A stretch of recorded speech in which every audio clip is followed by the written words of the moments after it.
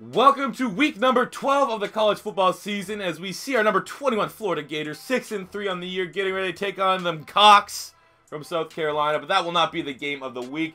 Here in week 12, there is a bunch of big-time matchups. It's kind of tough for me to decide what game. I think I have decided, but there's plenty of big-time matchups that we can see throughout the week.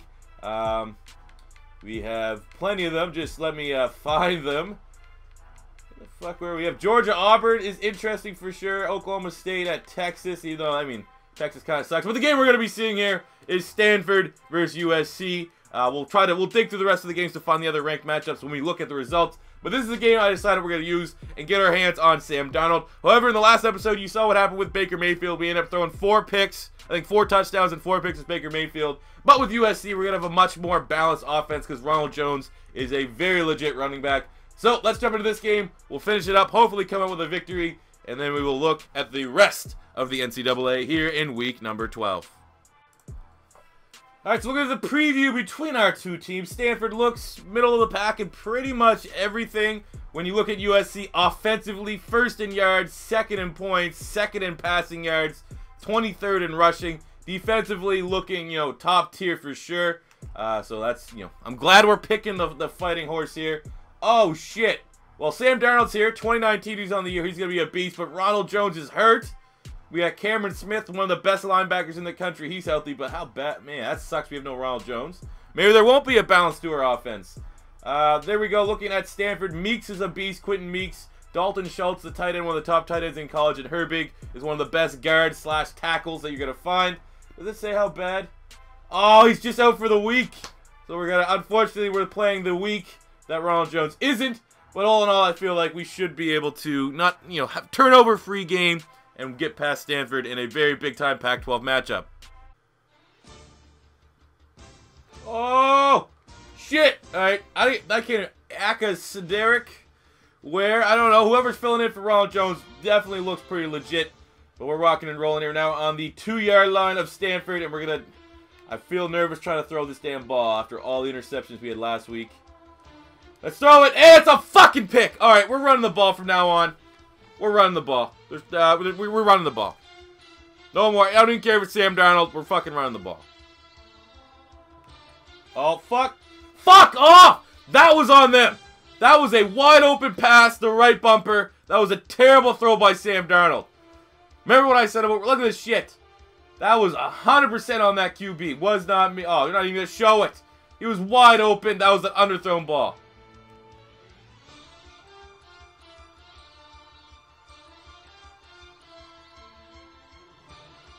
Alright, we're fucking simming this game. I don't want, oh, there's just a punt return for a touchdown. We're getting crushed right now. Looks like the offense is doing 10 times better without me. Certain times you gotta understand you gotta pull yourself from the game. I can admit me playing Madden 18 and coming back here real cold is not the best. I feel like maybe next episode I'll be back into my form. But every time we touch the ball, it's a damn interception. So we're going to let the old Stanford, as we get another touchdown, to go up 21-13. We're just going to narrate here the sim. So it's 21-13. We get the ball again. Again, you can see that the Smith, whatever fucking team we are, USC is struggling to move the ball, running it without Mr. Ronald Jones. But still enough to pick up the victory here when all is said and done. Player of the game, Sam Darnold. We got 317 yards, 2 total touchdowns. We're going to ignore the 2 interceptions from your boy C4 because that's not important. But more importantly, USC is able to get through the victory. And I know Oklahoma fans from last week's episode are like, why the fuck couldn't you just super sim that one? Well, because I didn't know my limitations. Now I do. 2 picks and I'm out. From now on, that's the bottom line for any game that I take over. 2 picks and I'm done. So that being said, let's now jump in to look at the results around the league, the players of the week, and a recap of the top 25. Alright, so now look at the results from around college football here in week number 12. We got Georgia Tech upsetting Clemson 27-23. I guess their gimmicky offense was too much for a really good Clemson defense. We got Washington over UCLA, Louisville over Houston, Oklahoma bouncing back, thankfully, in spite of me. Penn State had to go to OT against Purdue. Most of these rest of the other games are looking fairly one-sided. We got TCU over Kansas State. Nebraska over Parham Crows, Michigan State. They may fall out of. They might not be ranked after this week. In fact, they probably won't be. Florida State over Syracuse. We got Boise State finally righting the ship and beating number 3 ranked Wyoming, who fall all the way down to 13. Thank God. I did not want to see Wyoming play for a championship. I don't know. Maybe that's just the realism in me. Auburn upsetting Georgia 35-28 in overtime. We got USC over Stanford, the game you saw. Mississippi State beating Alabama 31-23 in overtime. That is a big-time upset, as Alabama is, that's a 2-loss Alabama and getting their first SEC loss. Wow.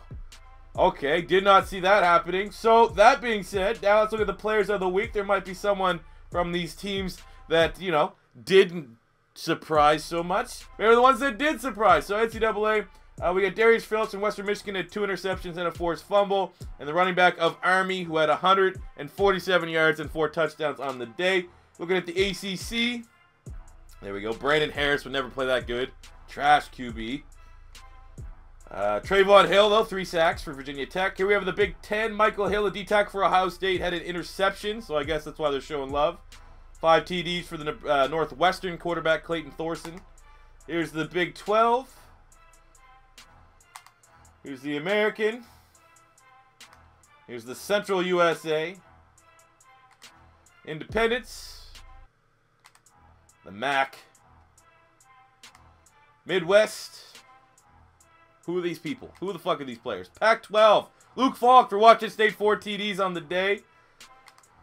The SEC. South Carolina linebacker in a loss to Florida, had a decent game. Nick Fitzgerald in a win over Alabama. 3 total touchdowns, and what's definitely going to be the performance of his career. We have the Sun Belt, and that does it for the NCAA. I guess we can now look filing up here with the top 25 polls after week number 12. I said A. So obviously we saw that Wyoming lost, so they had a big time drop. USC, the team we just controlled, are now #1 overall in the country. Ohio State, West Virginia, Miami, and Washington round out the top 5. Now Alabama, with those 2 losses, it might be tough for them to creep up into the contention here, because you know they pretty much have all these other teams in hand. And at least you know with West Virginia, Will Greer's hurt, so they may slip up. They're currently going with a backup QB. Georgia fell a bunch after a loss. Wyoming fell 10 spots all the way down to 13. Clemson is hurting out there pretty bad. No real. I mean, Georgia Tech, TCU, Florida Atlantic. So Last Chance U, 9-1, has found their way into the top 25 polls. Joey Freshwater, a.k.a. Lane Kiffin, getting his team ranked. That's pretty damn surprising. Maybe we'll play a game here with Florida Atlantic in like the last couple weeks where there's no big matchups. We'll wait and see. But there you go, guys. So thank you for tuning in for another episode of the College Football here on Beast Mode TV. As always, this is your first time stopping by. Don't be afraid to hit that subscribe button. Smash the like. Leave a comment in the comment section below. Make sure you stay tuned for the Philadelphia Eagles Connected Franchise Mode video coming tonight. And until next time, it's C4 saying peace out.